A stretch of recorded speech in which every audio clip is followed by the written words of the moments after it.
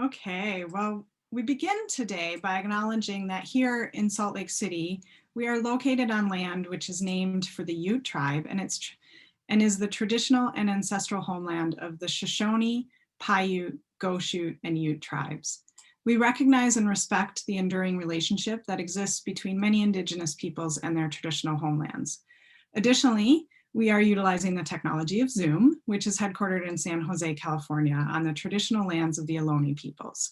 We pay our respects to the current and past elders of all these lands for their continued stewardship. We must also acknowledge that the prosperity of what we call the United States has depended on the labor of enslaved peoples. And rather than simply speak these words, we encourage all of us to consider donating to organizations like the ACLU, Black Lives Matter, Campaign Zero, and the NAACP. So good afternoon, everyone. My name is Brooke Horsch, and I'm the Executive Director of Utah Presents. I am a middle-aged white woman with lots of gray hair, which I have up today, and I'm wearing some long silver dangly earrings, a black and gray sweater, and I'm in my home office, which also happens to be my closet. So Utah Presents, for those of you who aren't familiar, is a multidisciplinary presenter at the University of Utah in Salt Lake City.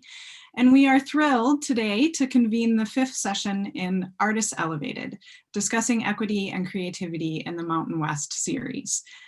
This series, Artist Elevated, was inspired by the brilliant and collaborative work of Creating New Futures, which was a national conversation led by dance artists of color from across the country.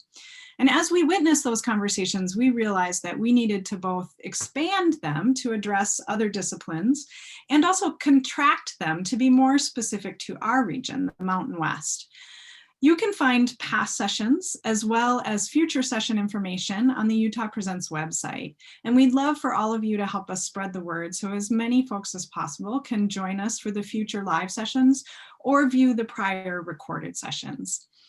I'd like to thank our key partners in this program, which are the Utah Division of Arts and Museums, the College of Fine Arts at the University of Utah, the Salt Lake City Arts Council, and Utah Humanities, all of whom help us make this programming happen, particularly by valuing the artists involved and helping us to pay them for their participation, time, and labor. Okay, so just a few Zoom logistics and then I'm done. Today's session will start with introductions and a conversation led by our moderator. And for the last part of the session, we'll share any questions all of you, our participants, may have for the moderator and the panelists. So you can feel free to post those questions at any time during the conversation in the Q&A section. It's different than the chat, so you should be able to find it on the right-hand side of the lower section of your Zoom screen. And if your question is for a specific panelist, please indicate who it's for so that we can make sure to direct it to them. Also, please join us in positive affirmations, and you can post those in the chat.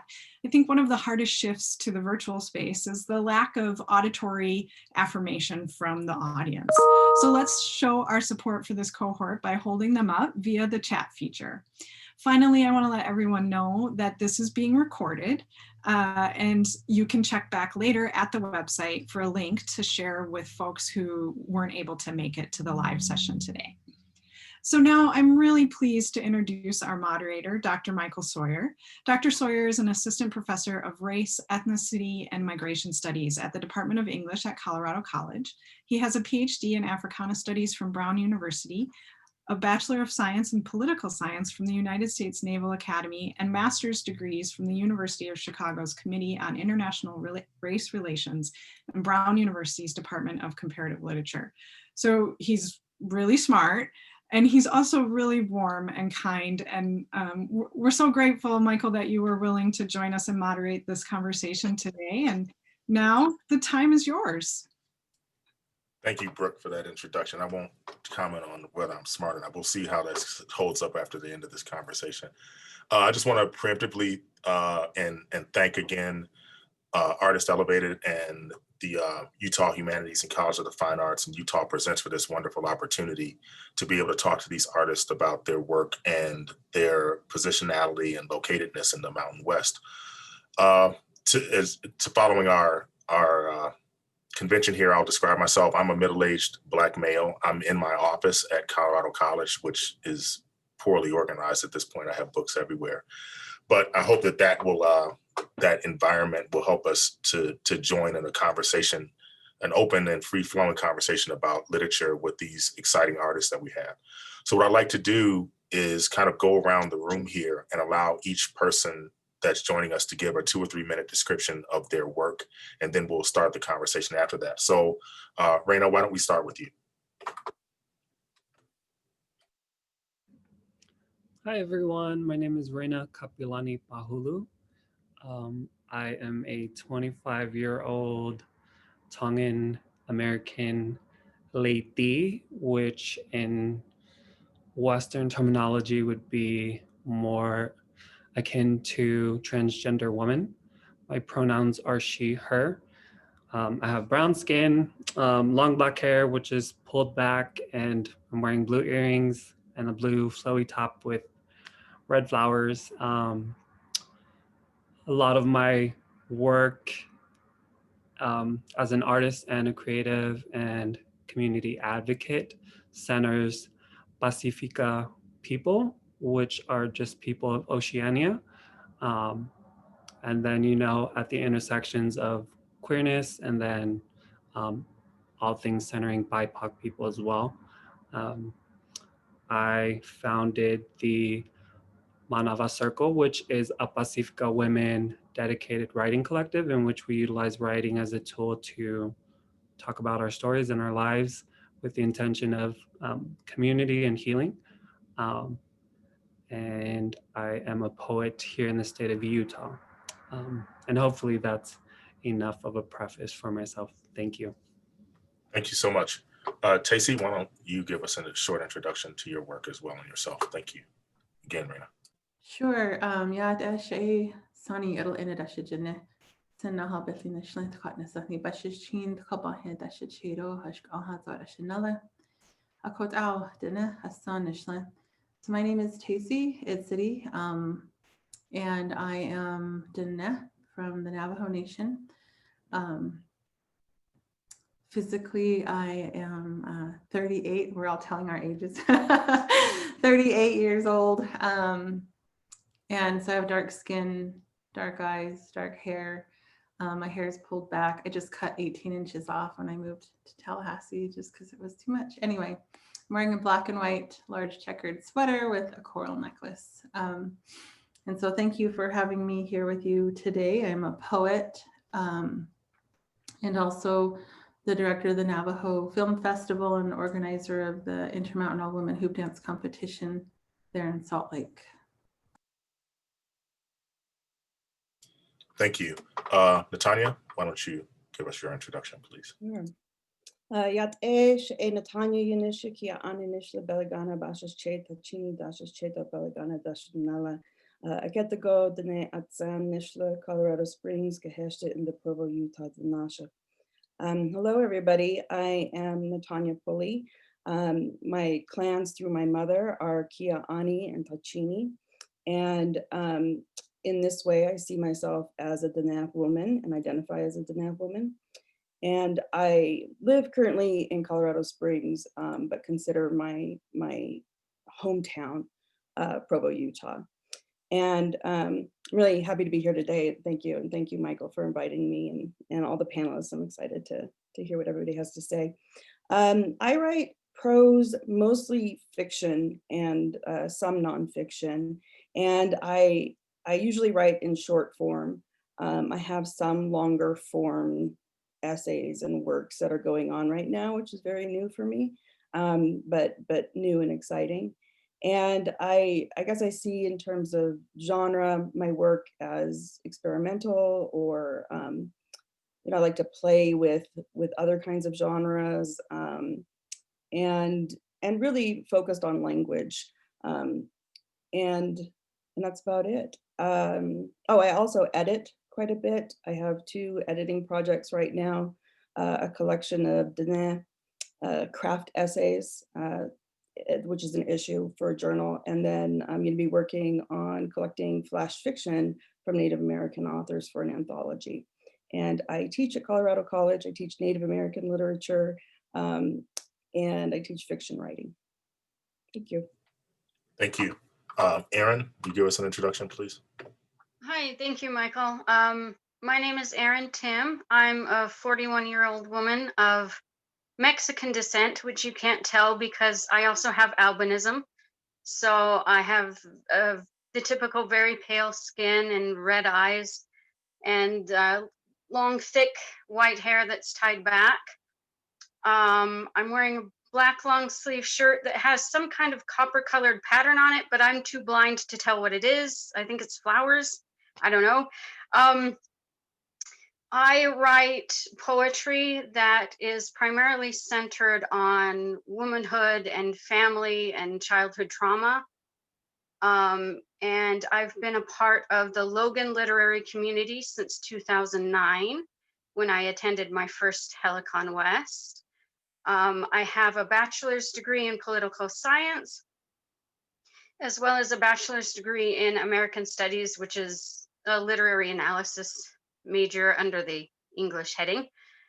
And my primary work outside of writing is with the National Federation of the Blind of Utah, in which I've held many leadership positions, and I enjoy advocating for the needs of blind women.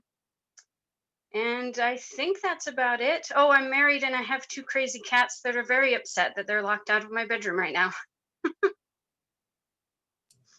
Thank you, Erin. Nate, introduce yourself, please.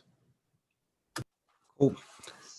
Hi, everybody. My name is Nate Marshall. What do you need to know? I'm in my early 30s. I am a Black man with brown skin and a beard, I guess. And I'm wearing a navy blue, dark blue turtleneck.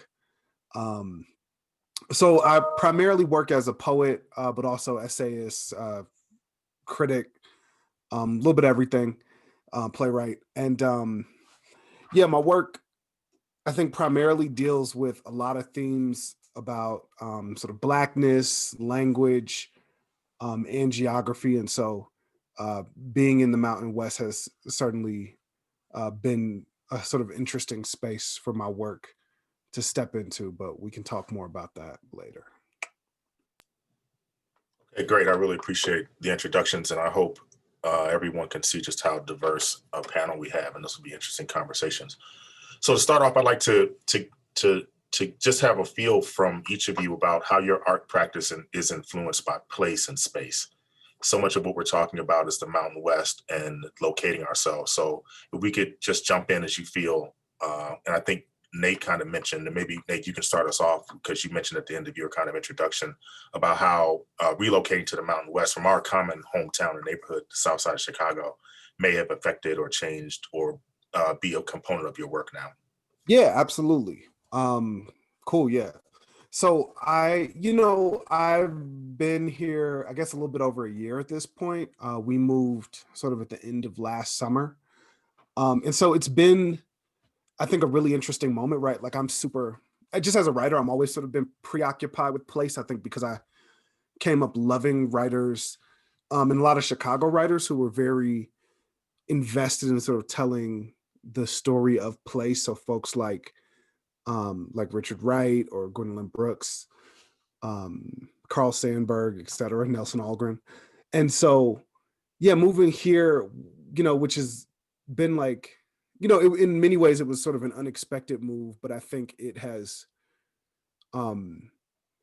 shifted some of my perceptions, right? So like coming from the Midwest and coming from a city like Chicago, that is sort of relatively dense, to being, in Colorado Springs, where things are, just more vast, more sort of laid out, even like being places where elevation is kind of a thing, where I'm from in the Midwest is very flat.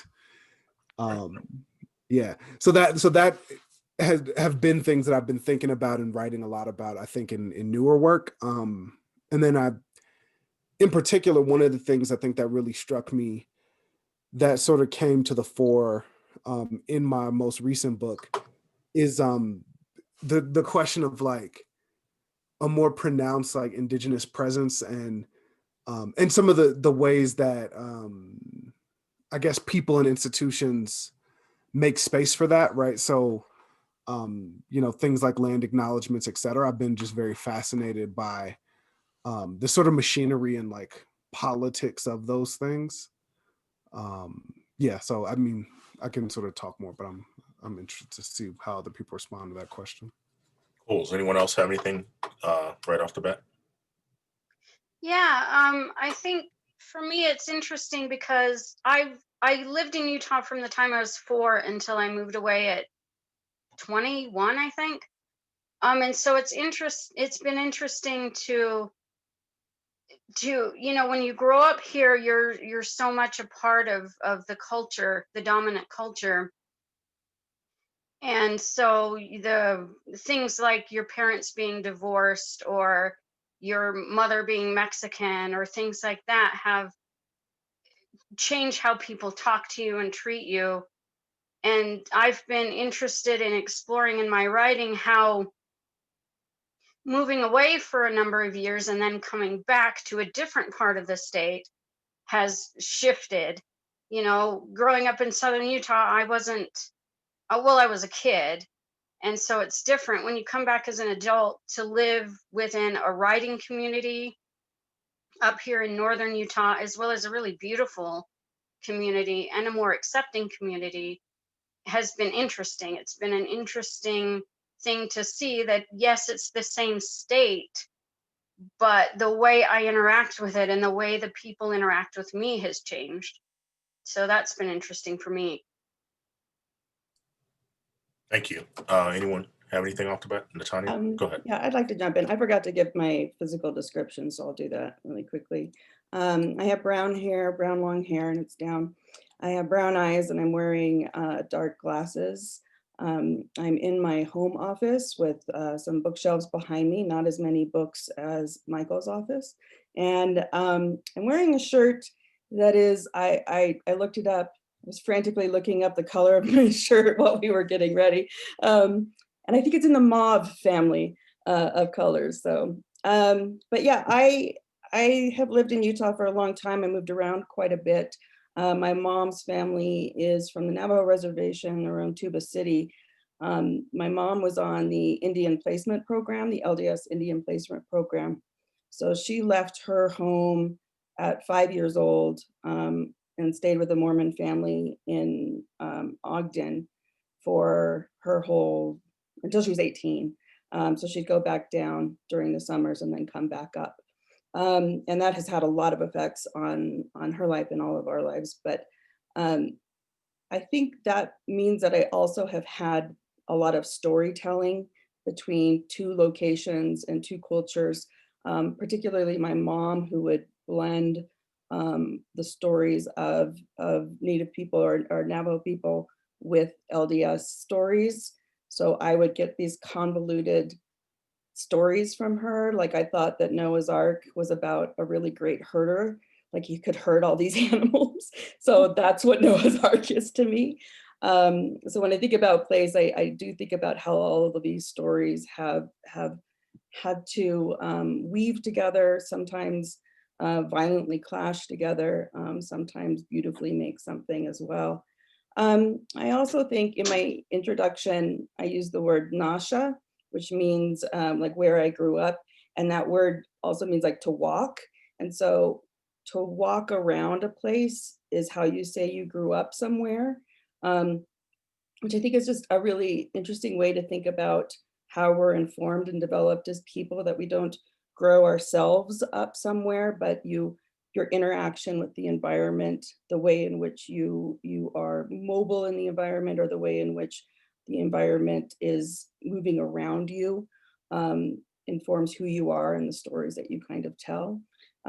So I think that that's a lot of why I feel comfortable writing about Utah and the desert and the mountains. And I'm just really lucky and fortunate to find a job, especially, you know, in academia, in the job market, that's close to home. Thank you for that. Yeah, I'll Stacey? just kind of dovetail off of her, because I have a similar experience. My father was also part of the Indian student placement program for 10 years. And so we have family who I consider my family. I don't call them my foster family or my foster uncles, or they're my family. And on both sides, my father and my mother were on the Indian, had family in the Indian Student Placement Program. So I was born in Logan when my dad was going to Utah State, and lived in Salt Lake and Provo for a little bit, but mostly grew up on the Navajo Nation in Cove, Arizona, Red Valley, Arizona, and Kirtland, New Mexico. And so for me, like when I would go back for summer school in the summers in Utah, and I went to BYU for 4 years, graduated, and was there recently, just moved in May from there to Tallahassee, Florida, where I am now. And so it's a place that I feel very comfortable. I love the mountains. I love the Native community there that I was able to serve and really get to know, not only the past 4 years, but 4 years prior, about 20 years ago. And so I also have relations with the Northern Ute, the Goshute, and the Northwestern Band of Shoshone people. And so for me, it's a place that I feel very comfortable, but at the same time, I know that it's not my land. And I acknowledge that, but I do feel comfortable there. And yeah, that's mostly what I wanted to say. Cool, thank you. Rayna? The question is about positionality and kind of where we Yeah, are. how space, place, and positionality inform your art practice. Yeah. I think this is a question that can go in so many directions.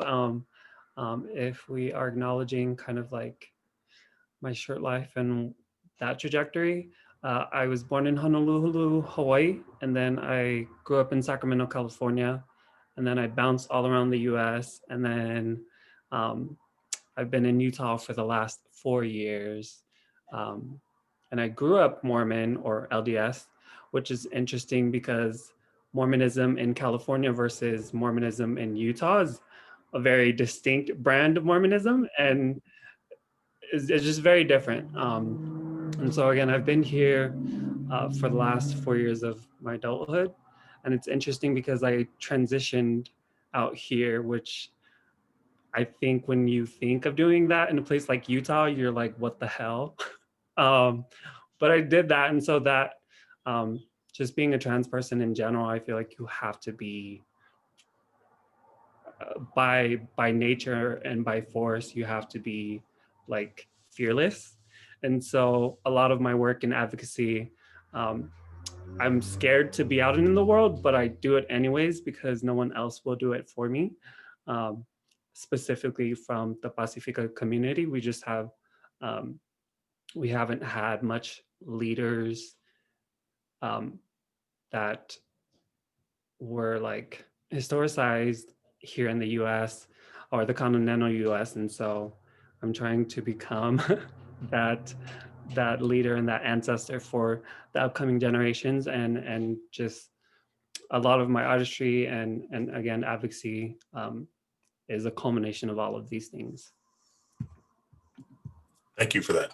So just in listening to these kind of brief descriptions, it's really fascinating to me just how much everyone's work is informed by something like movement, right? Whether it's movement from one place to the other, or actually staying in a place and not moving, or even, Rayna, even your notion about even movement, subjective movement, right? Moving from one system of positionality to the other. So I'm interested in curious to find out what other types of emotions or stimuli infect your work, right? Or inflect your work, right? Is it love? Is it sound? Is it color? What would people say about that? I'm just really curious about, from a literary perspective, both the prose writers and the poets that we have with us. Does that make sense? Is that a prompt that's sufficient enough? So anyone can jump in at any moment. I'll jump in. This is Natanya. I really need to get away from the word space because it's all over my prose. I just can't think of anything but the space between places, the spaces in our bodies, the spaces between our words when we pause. And So a lot of my writing has to do with this idea of distance, right? Distance of sound, distance of self, distance of, location. And I think that is entirely formed by having negotiated the spaces in Utah growing up, having not recognized in Utah Valley who I was, or not recognizing Diné culture there, and not knowing that that's what it was until later. And even when I went down to the reservation, we'd go quite often and see my family. It really didn't click until much later that I was code switching, that I had these two different kinds of ways of living in the world. And that has stuck with me in all my writing, and for all of my characters that I write about too, that they are all negotiating space in one way or another. And maybe it's more explicit because it's about plot and movement, or maybe it's entirely internal. And so I'll have text that's includes stream of conscious, or really convoluted kind of paragraphs, and then other pieces that have just like a lot of breaks in them as well. So it's hard sometimes to be thinking about genre for me in that way too, because I do like the poetic for all of those reasons, and the way that poetry embraces pauses and silences and line breaks, and even just the visual space on the page so clearly. And so my prose, I think, is trying to kind of live in all of those spaces. There's the word again, as well. But I do think that that's probably the thing that informs my work in terms of movement. Thank you. Aaron, did you have something on this? Yeah. I think for me, as far as being a blind woman, I tend to focus in my poetry on the sounds of things. Music is such a huge part of my identity, and so I tend to incorporate that into the poetry that I write. I tend to write about music and write about touch, how things feel rather than how things look. Because most of the time when I'm reading something, especially like descriptions of nature, I can't identify with that because I can't see physically what's being described, and so I have a hard time visualizing it, and that's probably just me. So I tend to shy away from physical descriptions of things and instead focus on how things sound, how things feel. I've tried experimentally to deal with taste and texture and things like that. But so it's weird because you live in a place like Utah that's so diverse. I mean, you've got the Red Rock Desert where I grew up, and you've got the mountains here in Logan, and it's so drastically different visually. But I tend to describe both places very similarly because to me they both feel and smell and sound similar. So that's kind of weird, and it might be troublesome to readers. I think sometimes I have a hard time getting across what I'm talking about because we're such a visual society, and so people are like, what the heck are you talking about? So I have to be more conscious of the way that other people, my audience, see the world, and so that changes how I write too. Thank you. Anyone else Yeah. on this? Go ahead, Jason. That's really interesting.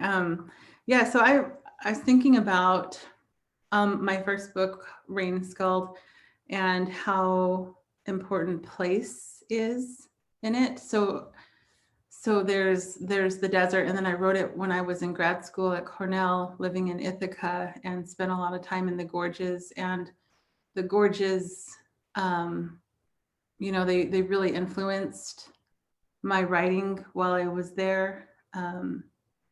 And also how I felt in the experiences that I was experiencing while I was there. And so for me, physical location has been really important, like I said, especially in Rain Scald. But now this new work that I'm writing is it's more about the emotional locale, and just kind of honing in on that, where I'm writing a lot of sonnets recently, and I think that that form and love, like the content and using language to be able to identify these emotional moments is what's informing my work right now. Great. Let me piggyback on that right now. I'll try to see if someone can pick this up. I'm so curious about your point about form here, right?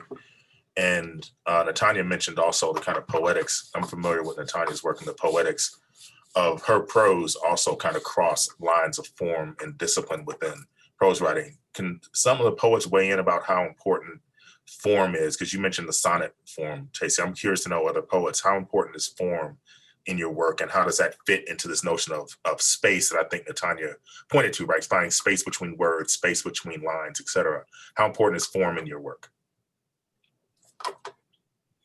Yeah, I think, sorry, this is Nate.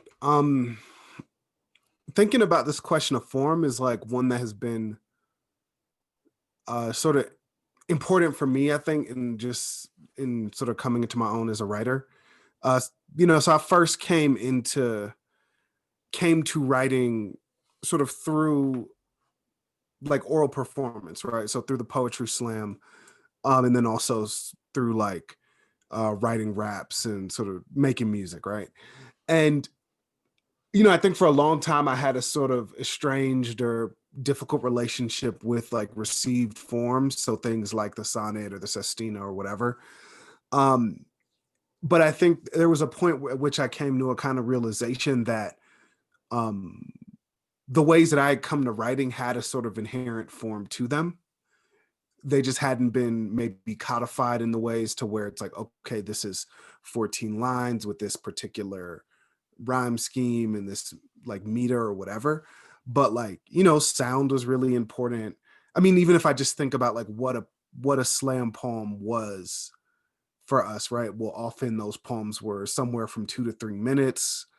There was usually some kind of sonic play. There was usually an I narrator who was the speaker or sort of close to the speaker. Right. Even when you're sort of dealing with persona, right? Often that's a kind of like just a lens for the speaker to like step into or think through something about themselves with some distance. Yeah. And so I think that like helped me then reapproach sort of traditional like verse form with more of an open mind, like feeling less like these are just like things that are meant to like give me rules so that I can, I don't know, like be uncomfortable in a poem, and more like these are some structures to maybe help you think or help me think or help me think in ways that I might not naturally get to, right? Because like if I have the structure of say the sonnet and I have 14 lines to sort of get to the point, then that might cause certain phrases to happen or certain lines to happen that wouldn't happen in a poem where I was just sort of, left to my own devices. And I think that was a really helpful reframing for me. And also to just sort of think about with any given poem, even if it doesn't have like a specific form that has a name or whatever, like I think every poem and really every piece of writing has some kind of form. And so often I feel like what I'm doing in sort of editing and revision is trying to find the form, trying to figure out like, okay, how does this thing want to think or want to sing? And how can I help, how can I in the process of revision sort of help approach that? Yeah. Oh, that's interesting. Rayna, did you have anything else? Go ahead. Yeah, I just kind of wanted to piggyback off of that thought. I'm a pretty new writer as well, and so my love for poetry comes from the idea that there are no rules, there are rules, and there are simultaneously no rules. And so just kind of having that freedom to weave in and through whatever these forms are that exist. And I'm no academic.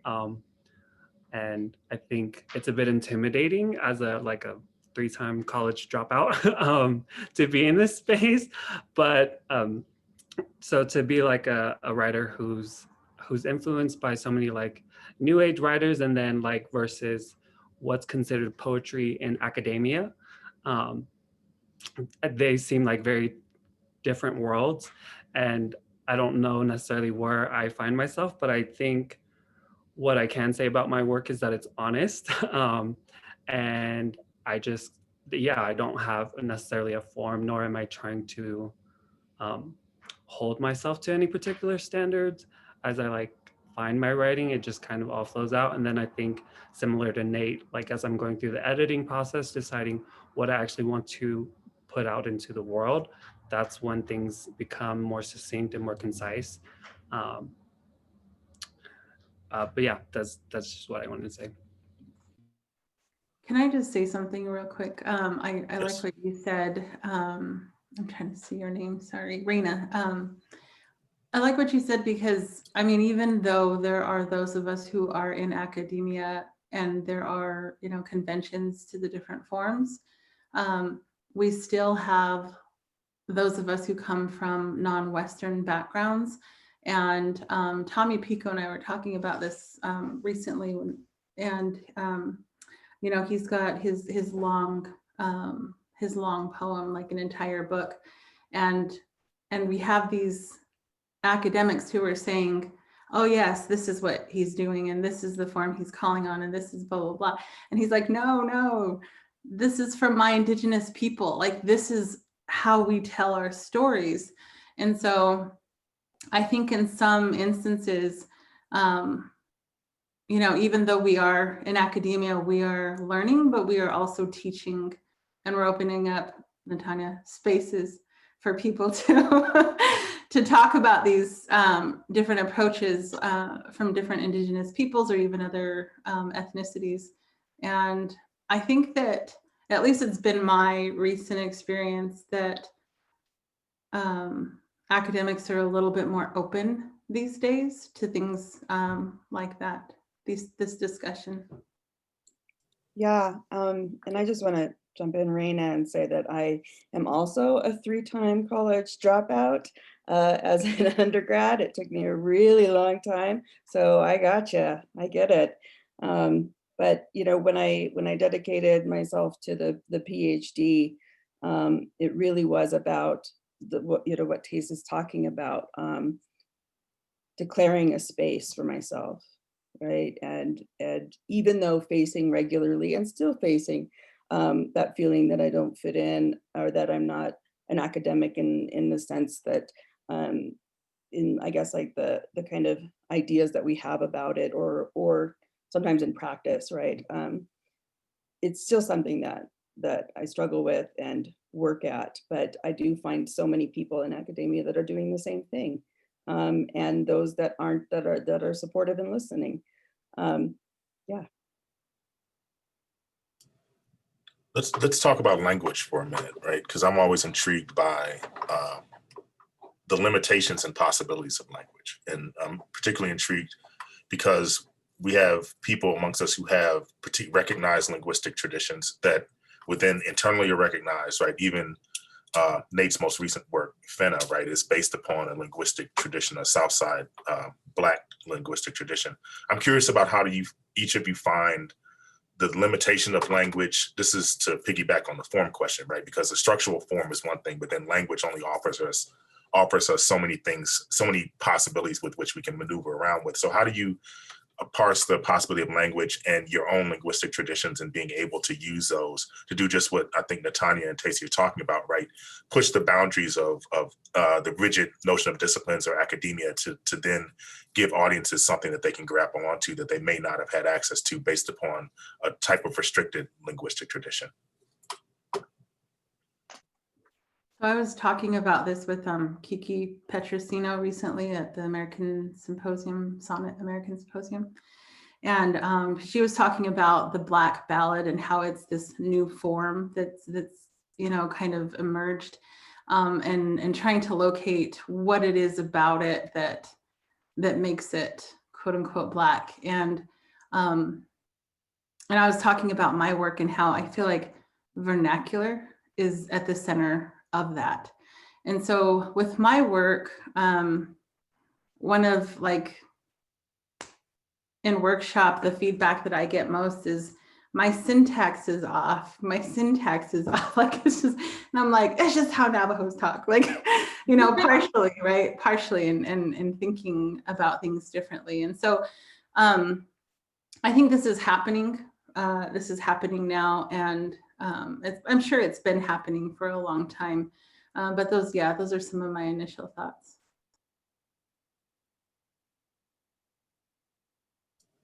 Anyone else on this language question? Yeah, definitely. I think language is interesting if you're coming at it from a woman with a disability, because I tend to want to reclaim words like blind, for example. And sometimes I put that in a poem, and people go, oh, you know, they're shocked by it. That's so, it's seen as such a negative, scary thing in the large world, but for me, it's something I happen to be particularly proud of. It's the center of my advocacy. You know, I started a collection recently, and I told my husband, I said, I want to call it Blind White Trash. And he said, that's really sad. That's so dark. And I said, yeah, but it's who I am. I grew up in Southern Utah. I was treated like white trash. I was called white trash.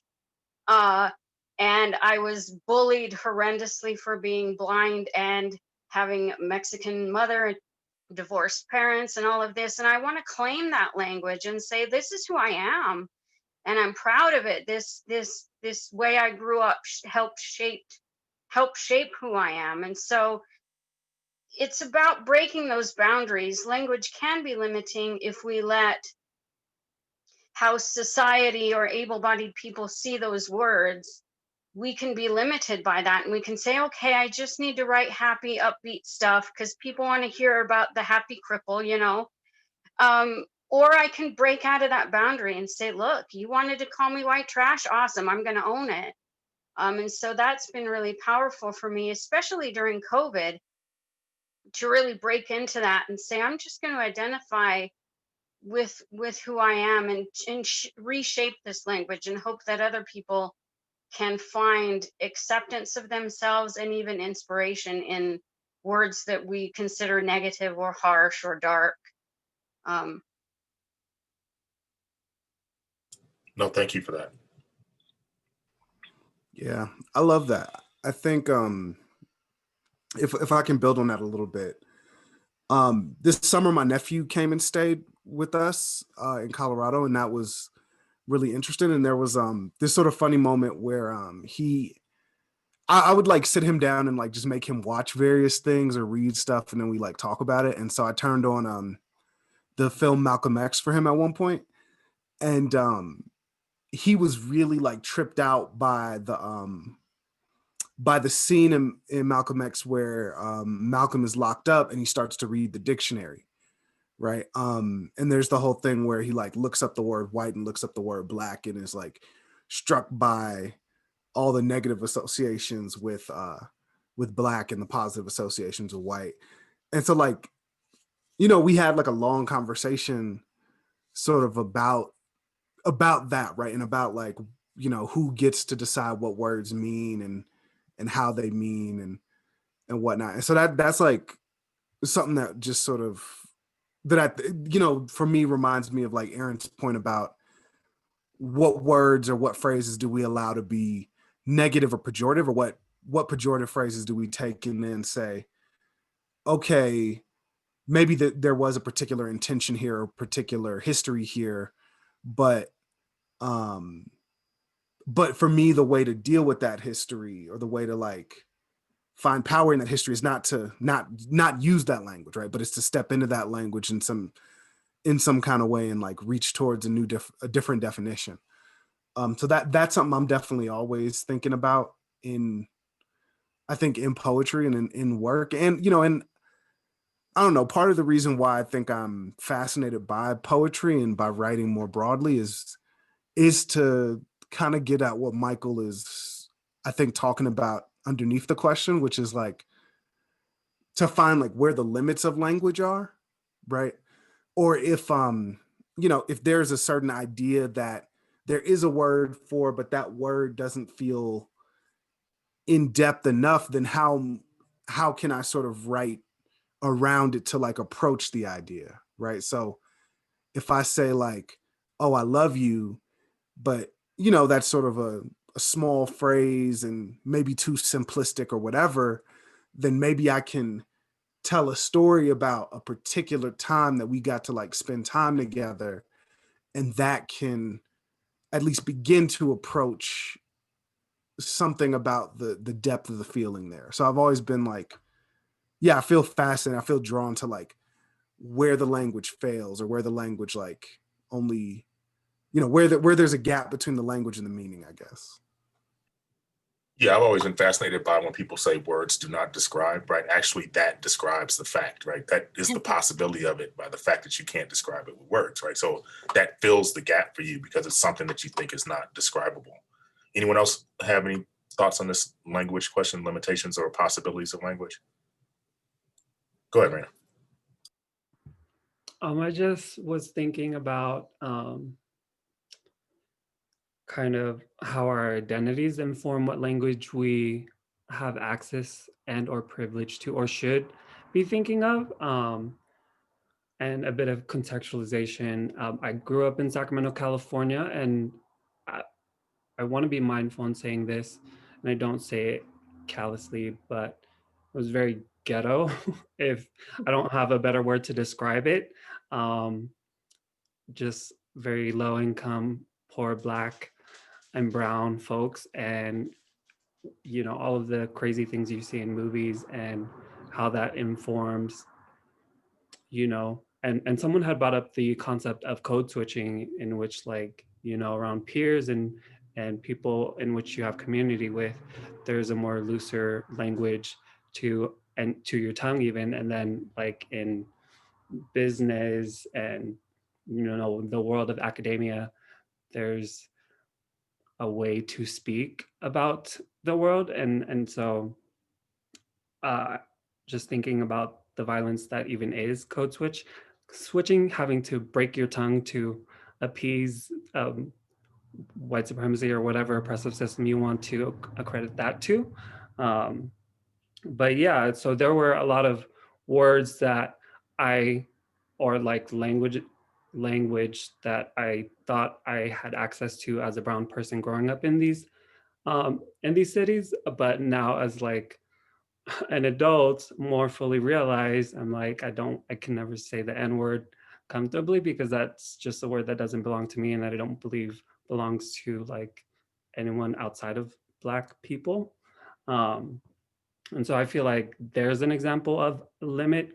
And then also social media presents a very interesting challenge where like, if you think about, I don't know if people are on TikTok, but TikTok has appropriated a lot of AAVE, African American Vernacular English, and has coined it as like internet speak, when if people have done their work enough, they know that it stems from the Black community. And so I think a lot of us are trying to, or at least for myself, we're trying to find the balance between like acculturating something and appropriating, something, so that we're not participating avidly in anti-Blackness. Oh, thank you for that. It seems to me it's so tonal, right? And it's interesting if people get a chance to.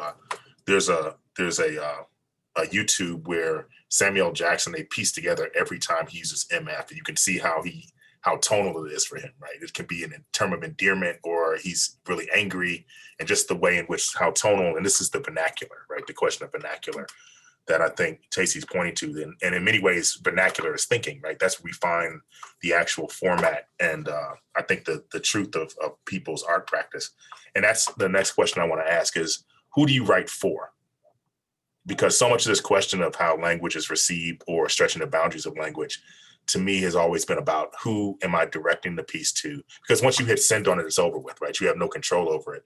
But when you're writing something, there seems to me to be a point where you're thinking about who your audience most ideally would be. And that seems to me to dictate in many ways the way in which you approach the question of language. So to go around, who do you particularly think that you're writing for? And Aaron, I know this speaks to something that you said about thinking about your audience not having access to sound perhaps in the way that you do because they're so visually oriented. So maybe you can tell us about when you're writing your art, who are you thinking about the audience? What are you thinking the audience should be, or your most ideal audience? Well, I try to write for, I want to say I write for everybody, but that's not true, right? I don't think any of us do that. I mean, ideally we want people to enjoy what we write. I still consider myself pretty much a novice poet. And so right now, a lot of what I'm writing, who I'm writing to is the me that I was, is that bullied kid that had zero self-worth until like the age of, I don't know, 29. But I also want people to understand. So I write to people who I think are already open-minded. I'm not trying to change the minds of classists or racists or ableist people. I don't want to do that. I don't want to teach you how to accept me. So I'm not gentle because I'm not writing to those people. But I do realize that most of my audience are sighted. And so I try to incorporate some visual things because I'm not totally blind. So I see things different than other people. So I try to write to the sighted world and get them to see the world in a different way. Get them to think about, instead of the color of the car I'm leaning against, what does it feel like as the engine is cooling? What that ticking of the engine, maybe they don't notice that because they're so focused on the visual things around them. And so I want to write for a sighted audience and get them to see the world in a different way, get them to feel and hear and touch the world in a way that they might not have ever thought of doing before. Thank you. Anyone else? Thoughts on this? Yeah. I really love what you said, Aaron, about sort of writing to a you that was. I mean, I think the question of audience is for me so specific to the piece, right? So, one book or one poem may have a particular agenda or particular direction it's trying to go in, and that could be really different than the next thing.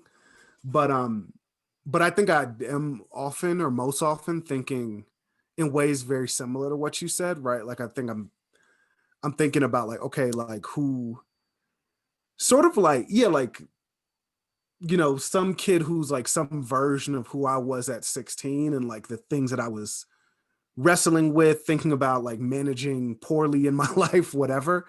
And kind of considering, okay, if someone were to hand me a book at that age or, at whatever point, like, what do I wish that thing had looked like? What do I wish it had felt like? What do I wish was in it? And I think often in my life, my writing has gone towards that direction, was sort of like, what are the things that I needed that either I didn't have or didn't have enough of, or, yeah. Yeah, I want to jump in too and say that, I agree with Nate, what you said about the audience kind of depending on the piece that you're writing, and Aaron and writing to yourself. I think all of my writing starts out as writing to some version of me. And sometimes it's just to entertain myself in fiction. Sometimes it's to say things that I'm not saying aloud. And often it's to try and understand things. I just always feel very confused by everything all the time. And so I have to kind of write through it. And usually what happens is I get to a point with these pieces when they're almost done, where I really start to revise towards an audience. That's where I understand more about that piece and say like, oh, okay, like this audience I'm explaining a lot. So maybe this is for like a non-native audience versus other stories where I think this is clearly a story for somebody who knows the, crime detective novel genre well. So I think I have to start with me, and then once the piece begins to form and get to a place where it's kind of speaking on its own, then I can revise towards that audience. But in school, when I had to write academic papers, I wrote to my sister. I wrote them all for my sister because we like the same things, and she's with it. She's smart, and I love her. And she was the only person that I thought I could write to about what I was seeing in literature or in the world, that I guess had enough kind of kindness and love to work through some of the things that I didn't have the right terms, or when I was using maybe like a Navajo way of talking around something rather than talking about the thing directly. So yeah, I think I tell my students that now too, when they get stuck writing something. I say, like, think of a family member or somebody you love who you want to share this with, and just write your paper towards them, and stop thinking of me or your professor as the audience. And it usually is pretty helpful. So I think a revision is a good place for it. And then just like starting out writing towards some version of yourself or somebody you love. Great. It's come up kind of obliquely in our discussion, but I think we'd be remiss if we didn't grapple with how has the era of this pandemic affected art practice, particularly because even the reason that we're in this forum right now, right, is because of the devastation that the pandemic has wrought. So how do you want to incorporate or decenter or even destabilize the question of our situation now in your own art practice, or do you think it's got to be necessarily involved with it? For me, my ideal place to write would be away from everybody and in solitude. So for poets, it's kind of nice. Of course, not nice because everything is happening with COVID, and places like the Navajo Nation, and other areas are being hit pretty hard. But in terms of like creativity and quiet, it's I feel like COVID has definitely quieted not only like me as an individual and caused me to slow down, because I was going so fast, but also our towns, right? Our cities, our states, our nation, and our world, even the land and the animals have noticed, right? That everything is quieter, it's stiller, it's cleaner, it's and so I think for me in that way, like I'm not someone is able to like write right away. Like people are already asking like, hey, do you have a COVID poem? I'm like, no, I don't. And I just like, I don't write like that. Like I have to process things and kind of live it out for a while before I'm able to write something. So anyway, yeah, that's been a little bit about my experience right now with COVID.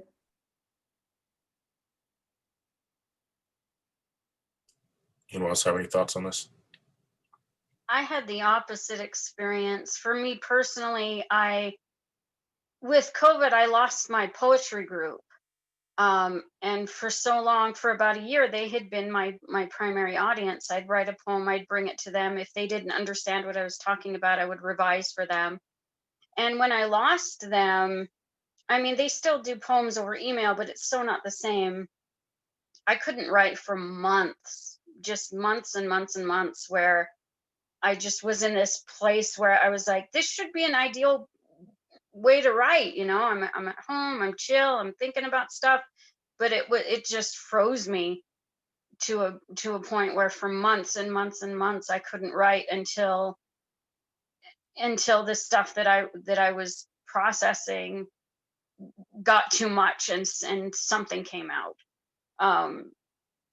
But yeah, losing that connection to my writing community, losing Helicon West and losing my poetry group really negatively affected me for a lot of months. And so I think it's awesome that other poets are having this positive experience. I think that's amazing, and I'm envious of it. But for me, it was the opposite.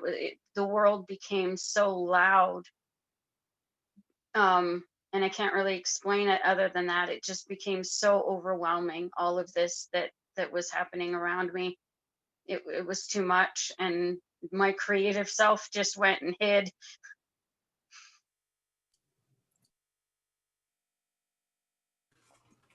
Rayna, do you have something? Go ahead. Yeah. For me, COVID kicked my ass. Yeah, COVID fucked me up. I don't remember who said it, but it was like go go go, and then COVID hit, and then it was like stop. You're not going anywhere, and then we were just like hit on so many different fronts, financially, socially, and like energetically, artistically. There was just so much brought to a halt that you had to like reconfigure things. And I had actually contracted COVID back in April, survived, thank God. But it did something to me. And it's funny because I've probably done the most paid work this year compared to last year, because of being able to just have opportunities to read via Zoom meetings. I'm all zoomed out for the year. This is my last panel. I'm like, no more. I need to chill the hell out. I'm tired of Zoom. I can only look at these little screens for so long. But yeah, I've been fortunate in that, like, you know, I've gotten to build a bit more of my virtual presence as an artist, but it just, yeah, it's not the same. You don't get to connect. You don't get to feel with the people. And this virtual space only offers so much. And, you know, whether people are paying me or not, remains to be seen, but it's just it doesn't compare to that in-person connection. And hopefully we figure something out to, at some point in the near future, get back to community in person, when it's safe to do so, of course. Yeah, I think that at the beginning, I was in the middle of my book tour, my spring book tour, and then had to, you know, cancel and stop, which was okay because I'd been traveling so much and already so tired. But I couldn't write at that point for a while, from some of the same reasons that, you know, that Aaron and Rayna are talking about, and an inability to function because of the overwhelming worry and concern, and dread of what was going on, and particularly on the Navajo Nation. But everything changed when I taught over the summer with the Emerging Dene Writers Institute, which is normally a week-long institute for, you know, Navajo writers that takes place in one location. And so it's an all day, kind of all evening, all night kind of thing, which I would never be able to go to for some chronic health reasons. But I was able to teach at this one because it was virtual. And suddenly being able to have conversations about writing and literature with only Navajo people was just so amazing and freeing. You know, not having to explain so many things, putting something in writing and all of us kind of getting it, when I know in a normal, like some of my other classes, you know, something would come up like Tacy was saying about syntax or about this or about that, and those things just not existing, and everything kind of filtering back or being rooted back into our culture and traditions and understanding of the world. And that experience, which I went into not really wanting to do, you know, feeling like, oh, how am I going to do it? I wanted to do it, but how, like, where is the energy going to come for this? And who am I to be talking about writing when I haven't been writing for the past month or two? But actually, that is what spurred things for me. And Rayna, I think this is kind of what you're talking about too, with with community, right? Knowing your community and being around your community. And in this particular instance, like the face-to-face, it was okay that it was through Zoom, but it really sparked something. And then I've just been able to write since, and it's just the strangest thing.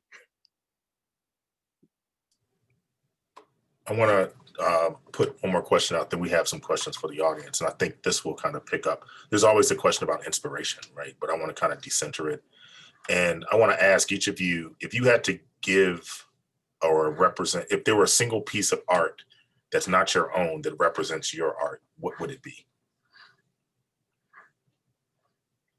Who wants to take a first stab at this? Or shall I cold call?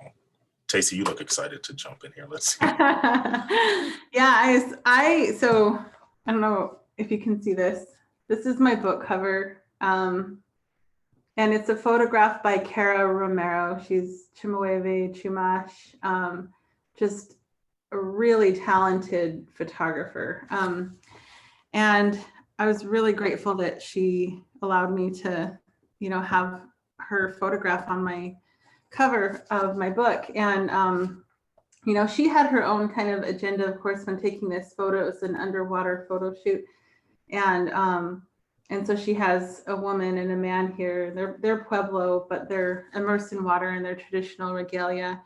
And the colors are just gorgeous and beautiful of the water. And so I feel like for this particular book, it was just, when I saw it at Indian Market, I think like a year or two before I had decided on the book, I just felt like that beauty and like the water and the cultural like traditions, the allusions to cultural traditions, the history, it just really encompassed Rain Scald and what I was hoping to convey with not only eco-poetics, but like the tie to land, like indigenous ways of knowing with the land, and that. And so she has another photo that I really want to use for my second manuscript. It's called Two Virgins, but we'll see. I don't know, but yeah, that's kind of my 2 cents. Cool. Can you put the name of the photographer in the chat so I can check out? I don't know, because I don't have to, wasn't able to write it down. Who's next? Damn. Okay. Wait. The question was like a piece of art that's not ours, but that sort of represents like your work. Damn. Yeah. Oh man. Maybe the album Legacy by Jamila Woods, Okay. who's like, a dear friend of mine, but I think like she's like stays preoccupied with sort of history and legacy of like, I think broadly, but particularly as it relates to like Black folks in this country. And the way that she is sort of engaging the idea of like sample or illusion is something that that I feel like I'm trying to approach in poems, that she can sort of just pull off in like a 4-minute song. And I'm so mad at it, but love it. Anyone want to jump in? Go ahead, Rand. For me, I think broadly, I would credit the R&B girls of the new age. I feel like no one does love like R&B singers do, specifically the women. And a lot of my poetry, it sounds frilly and frivolous, but is about love. And I'm always operating off of this idea that everything is either an extension or absence of love. And so I've come to peace with the thought that like it's okay that I write about love because there's no one like me, a trans Pacifica person here in the US who has published anything about love. And so I'm always very inspired by the the R&B girls of the 2000s and up. Aaron or Natanya? Yeah, I guess I'll jump in on this one. This is a really intimidating question for me, but I think if I have to go with somebody, it would be a local poet. She's the current poet laureate of Logan, Utah, who is Shannon Balam. And when I was introduced to her work, it was just like, it hit me in the face that that's what I'm trying to do. The way that she describes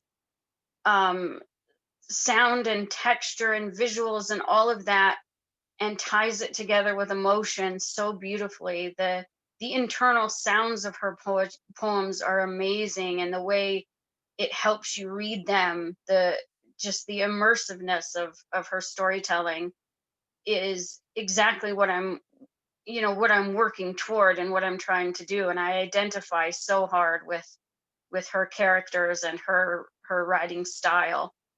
So I would definitely have to go with her.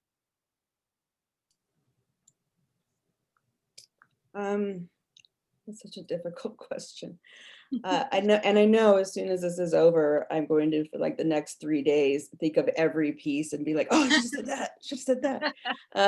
But I think that there's a lot of things out there that I want to emulate.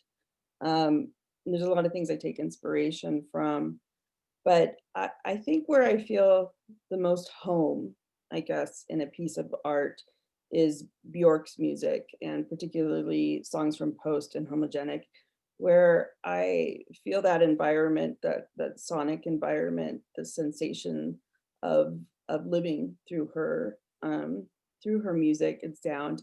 And then also the album, the Medulla album that has is all made out of human sounds, and includes throat singing as well.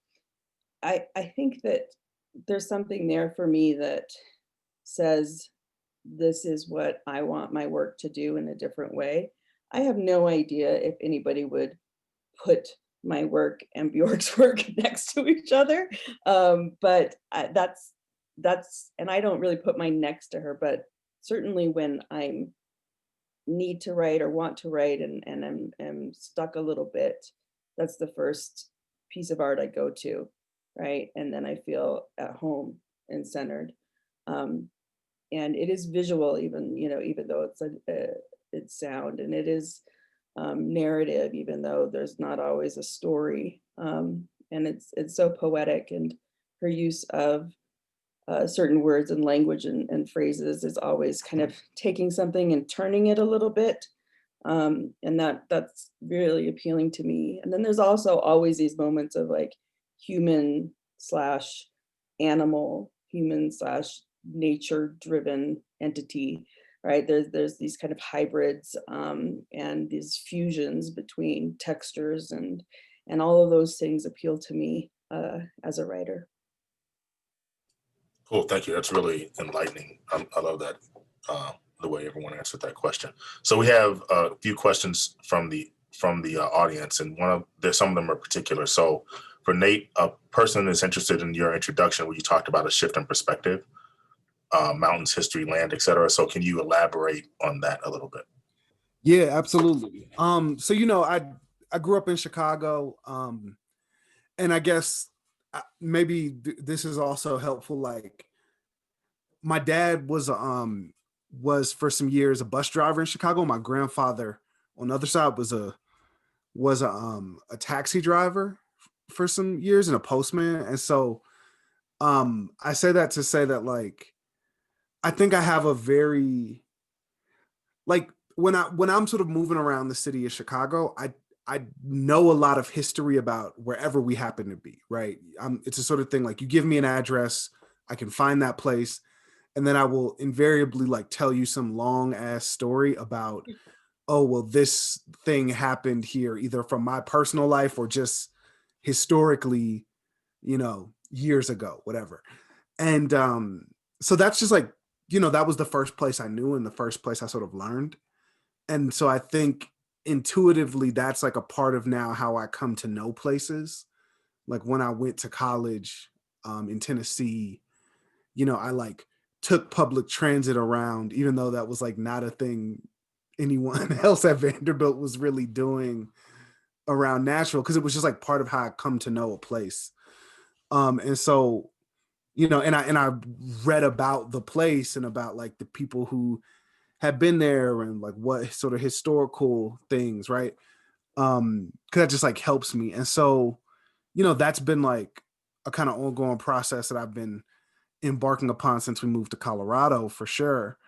But I also think about there's this theater artist who I love, named man.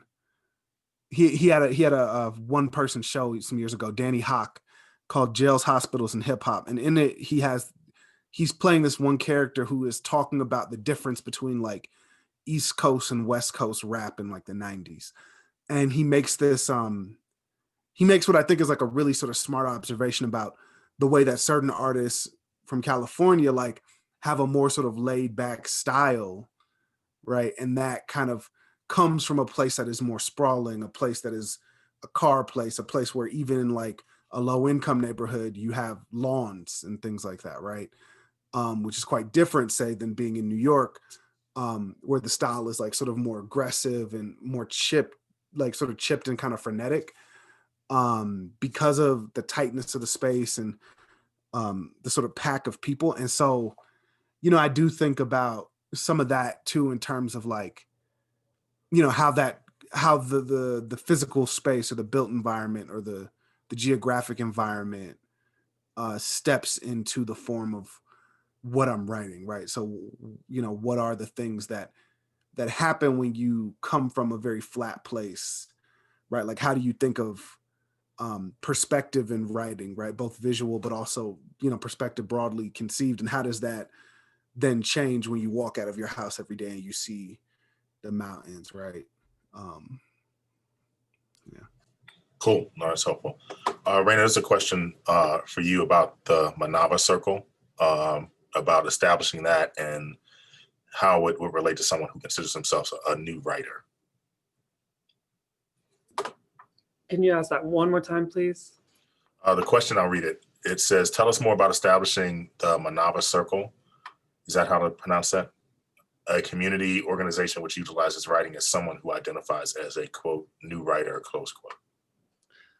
The space is welcoming of, again, it's dedicated specifically to Pacifica women. So as long as you identify as Pacifica and a woman, whatever that looks like to you, that's really the only stipulation. You don't have to be like a professional writer to be a part of the circle.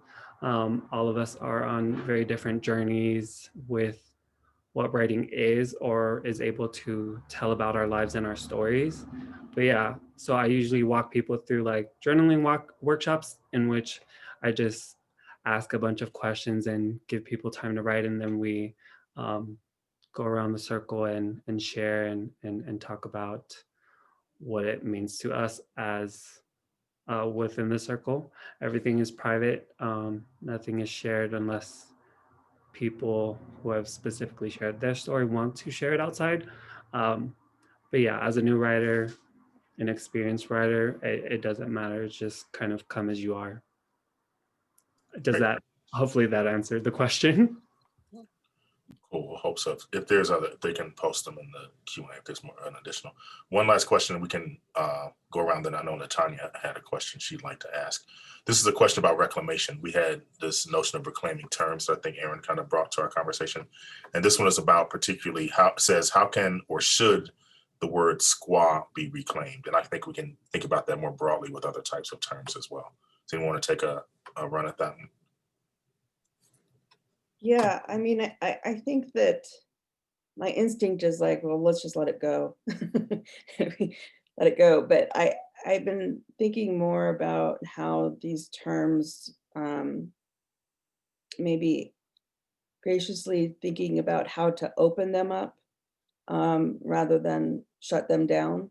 And that doesn't mean that everybody now gets to say something or say that word or anything, but to think about the playfulness that a writer can take that word and make something out of it, right? And turn it into something new. And the way that it can be used in conversations to talk about the past, and those kinds of things. I mean, I think that there's a need to focus on the words in order to talk about them and discover them and recognize the different kinds of violence that they do. And it's very hard to do in a classroom. And so I recognize that that's something that you have to have trust in your professors and peers in order to have those conversations. So it can be really, really difficult. But I can see somebody, you know, somebody maybe like Tiffany Midge, Stephen Graham Jones taking a word like squaw and really, I'm probably, I think Tiffany Midge has probably already taken that word and done some things with it, but really like playfully pushed it around and let us know that, you know, you can open up that word and it can now be like flattened in so many different ways. Cool. Natanya, you had a question. Oh, yeah, I was curious about the kinds of activism and acts of resistance of artists, particularly the way in which we are asked to do things like this, comment on things, and, you know, compensation is a huge part of that, right? Like being able to be paid for time and energy and everything that went into the making of the art. And there's also things that I think, you know, we all do voluntarily because they are important to us and we love them. But I would just love to hear everybody talk about how they find that balance between agreeing to appear somewhere compensated, or volunteering at things, and then also just being able to take care of your own work and writing.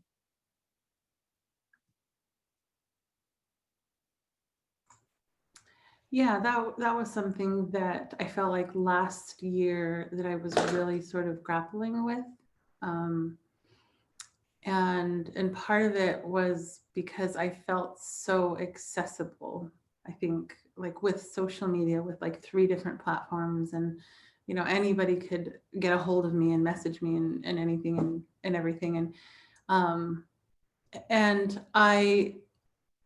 when I was in Utah, you know, I did a lot, well, with the MMIW movement and supporting the families of women who have lost women.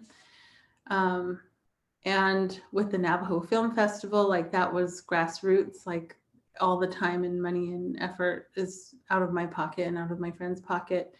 And we've put a board together and we're asking the same thing from the board, you know, like we don't have any money. We're not a nonprofit yet. We're trying to figure it out, give it some time. But those are people who, like you said, are invested, right? They love that we're trying to help foster the language within the youth and create these caches of videos that are completely in the Navajo language. And the Intermountain All Women Hoop Dance Competition, I did that where I worked at This Is a Place Heritage Park, where you see a need, right? And the need was for Native women to have a space to come together to dance the hoop dance where they didn't have to dance against men, where they could just showcase their own skills and develop them as women. And so even though I don't work there anymore, I'm still on the board and still give of my time and things. And, you know, it was an interesting like shift too, because you were talking about compensation and I was getting inundated with requests. Can you this, can you that? And even I felt bad because someone was like, well, I shouldn't have to give you money, you know? And I'm like, well, I don't have a lot of time. And and I'm like, I'm a poor poet and like all this stuff. But yeah, so last year was actually that year that I was like, okay, I'm almost 40. I think I can ask for money, because I had given so freely in so many different respects, which which is a large part of like who we are, who I am as a member of the Church of Jesus Christ of Latter-day Saints, as an active member that serves so service oriented and always wanting to help and help those who need the support. And so anyway, so all that's just to say that, you know, I'm like, all right, I'm almost 40. I'm going to ask for money from here on out. And so, yeah, it was just, I don't know. I feel like there should be classes about this kind of thing. I don't know, something where there's like, yeah. Good for you.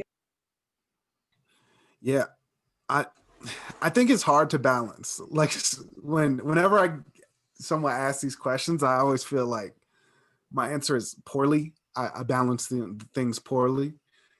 Because I'm bad at saying no, and you know, and I want to be of service and whatever. I do think like some things that I've started to think more about or try to employ more is like, I'm not just so like if I ask for compensation for a particular thing, I'm not asking for that because like, I mean, I'm blessed to be in a position where I'm not typically asking for it because I like need it necessarily to like sustain my life. But what I'm asking for is like, you know, that the time that I commit to that thing is time spent away from grading or the work of, you know, the work of my position at Colorado College, or of, you know, that's time I could go work out or spend time with my partner or whatever. And so, you know, because like money is a kind of way in our society now that we have to recognize people's value or the value of folks' time. That's more what I'm asking for, and to like allow me to take time from those other things, right? And not feel bad about it, right? Not feel like I'm shortchanging myself. So that's one thing. And I've also like, you know, similar to sort of what Tayce was saying, is like, there have definitely been things where people have sort of taken umbrage with me wanting to be compensated for my time. But a thing that I've found that's been clarifying for me is to think about like, you know, often, especially when folks are asking you for free stuff, they invoke the language of community. And I think a thing I've started to try to be really clear on for myself is like, who am I actually in community with, and what does that then mean? And what then are the responsibilities that I have to them and them to me, right? Because I don't think it's community if it's not a symbiotic relationship, right? So if you're like in my inbox asking me for something, and you know, there's not like, and that's the first time that we've really interacted, I don't really think we're probably not really in community. Which doesn't mean you're like a bad person or I'm a bad person or that we couldn't be in community, but that's not, but we're not. It's like not a condition that we currently find ourselves in. And so that means we don't have a sort of, I have no responsibility to like share my work or labor with you in that way, right? The only responsibilities I have to you are like, you know, the sort of more larger cosmic ones that we have to like not be cruel to other humans and try to like, you know, hold the world together where we can all like live and prosper or whatever. And that I just like that reframing for me has been very helpful. Cause I like, you just can't say yes to everything, though you may want to, right? And often like the no is not no, I don't, you know, I think for a long time I thought of the no as being no, I don't think this thing is valuable, or no, I think this is bad. And it's not that. It's just like, no, I personally right now don't have the time and space to commit to this thing. Thank you. Cool. Anyone else on this point or question? Yeah, I think for me, this is one area where COVID has been really great, because I would have never been able to participate in something like this, because I have a husband who has muscular dystrophy, and he, you know, kind of needs me to be close.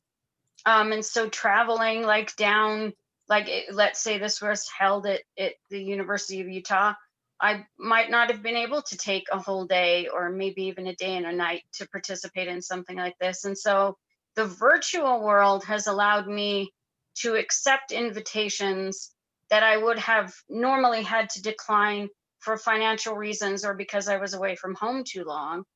And so that's been wonderful. And I found myself doing so many things. Like I live on Zoom. And you have to be careful with that, right? Because you're giving away so much of your time. And so there are weeks where my husband is like, you're doing another thing. And I'm like, yeah, but it's only a week long and it's like 5 hours a day. It's fine. And he's like, yeah, but dang, you know? And so you have to balance, especially this year. I think so many people have probably had to balance wanting to do all of the things because now it's more financially and physically feasible to do so, but also recognizing that you're taking away time. And I didn't used to think about time the way I've had to think about it through COVID. I am giving a lot of my time to, different things. And it's been amazing, but at the same time, I have to remember, hey, I still have a family that kind of wants to hang out with me. And so it's a balancing act, but maybe it's slightly different. And as for compensation, I'm not in a position where I feel like I'm able to do that.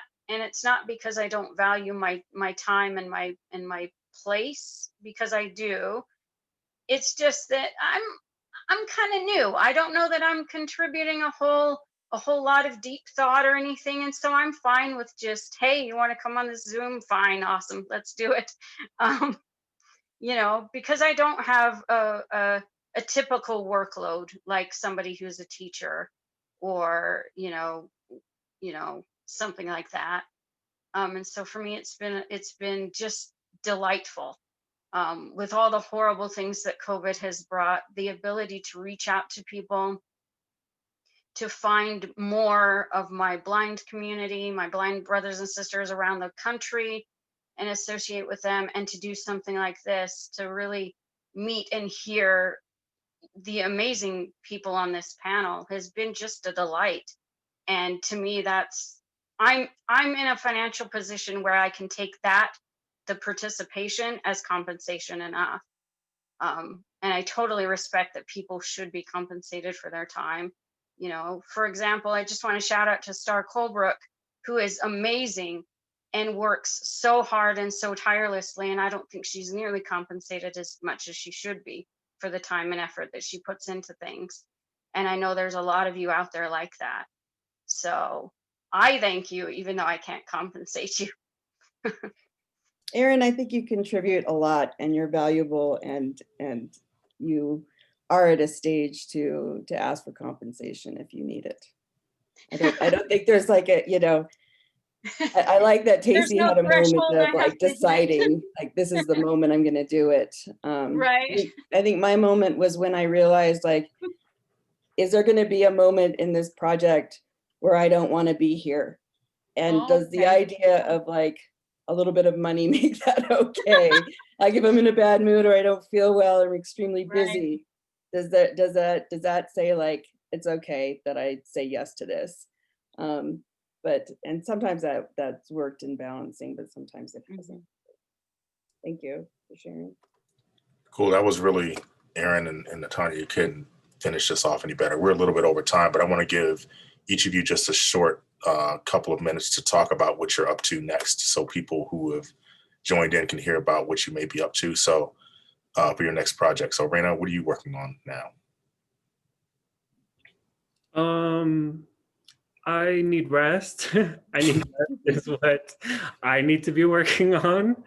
I've done a lot this year, which I didn't think I was doing because of the pandemic, but I've done a lot.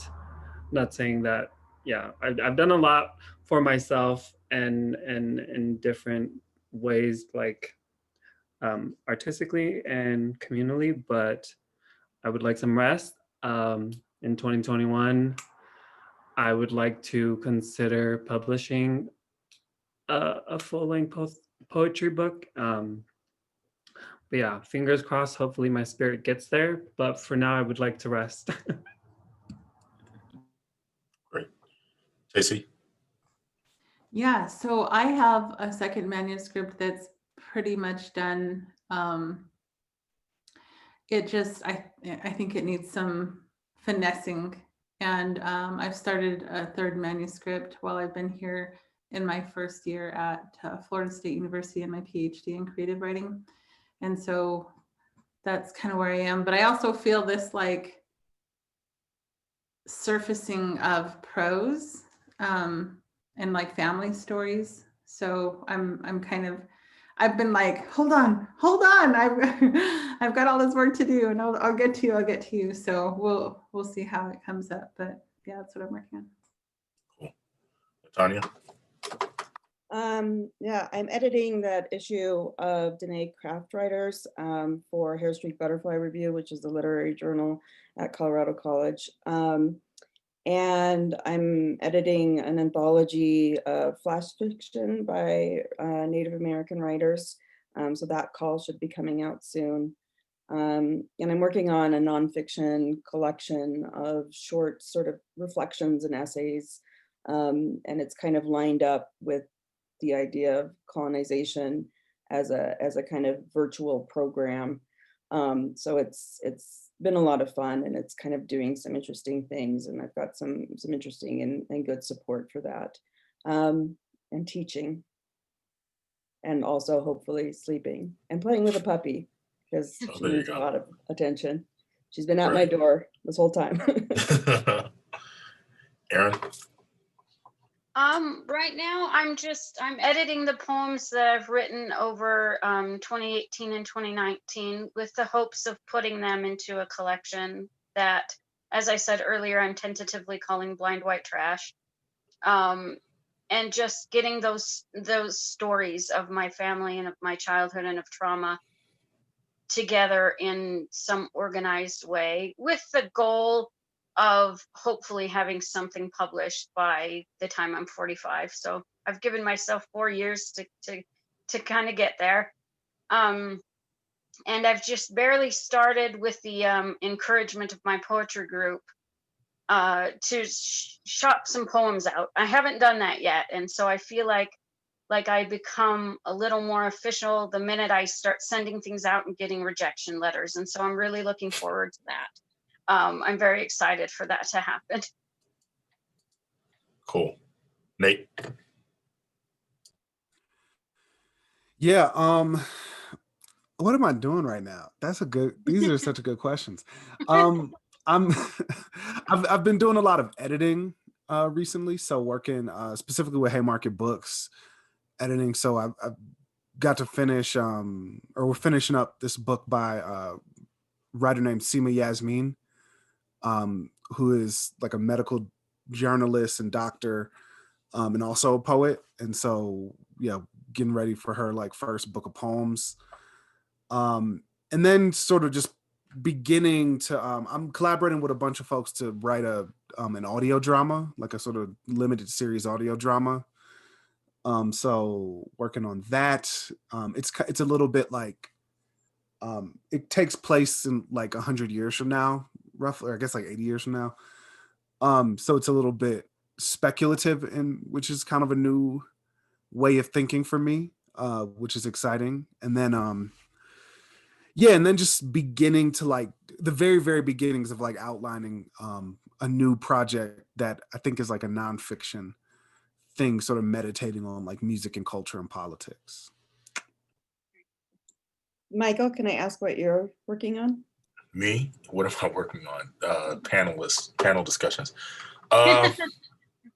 Quickly. So I'm in the process of writing a manuscript. It's called, it's a philosophy book. It's called The Wounds of Spirit, an Africana phenomenology. So it's to think about what the experience of Blackness is philosophically, broadly considered, and then to think kind of what Nate is talking about, this notion of the speculative, to think about what the world looks like where Blackness is not disabled, to think beyond that in some sense.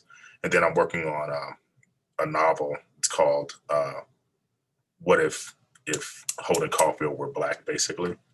And it's gotten to be out of control in some sense, because what happens is the person actually gets imprisoned, but the problem is that he's given this drug that basically makes you think you've experienced 1,000 years of prison very rapidly. So when he wakes up, he's basically 1,000 years old, but he can think 500 years in the past and 500 years in the future, and he's filled in the space with mythology, Africana mythology, where there was none. So it becomes this kind of almost sage type character. So I'm just working on that as well. So Sounds awesome. It does sound yeah, awesome. I want to see it more than anybody else to get this thing finished up. So no, this has been fantastic. I really have enjoyed this time, and want to thank everyone again at Utah Presents for this great opportunity, and all of you particularly for your generosity in this discussion. So I'll turn it back over to Brooke.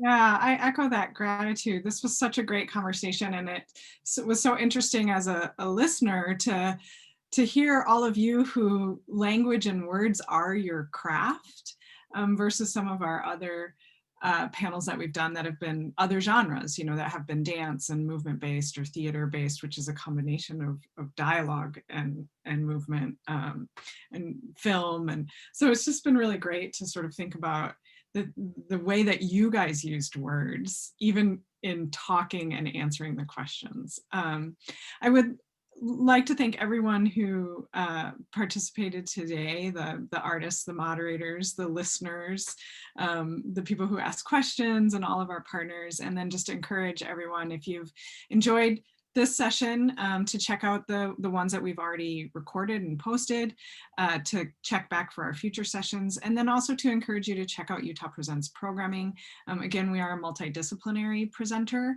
which means we present artists who are doing all kinds of work. And during this time of closure, we are presenting virtual work. In fact, we have a concert with an amazing Ethiopian jazz artist named Maklit happening tomorrow night, December 3rd. And we're very excited to be working with a longtime artist partner of ours, Taylor Mack, on Holiday Sauce Pandemic. Taylor is a phenomenal queer artist, and we are thrilled to be virtually presenting that piece, Holiday Sauce, coming up also in December. So you can find all of our information and upcoming events at utahpresents.org. Again, gratitude to all of you for joining us, and to all of the participants for listening in today. And I hope everyone goes out and rests today. That seems to be the theme of this conversation, that you can all go and take a break. So thanks so much.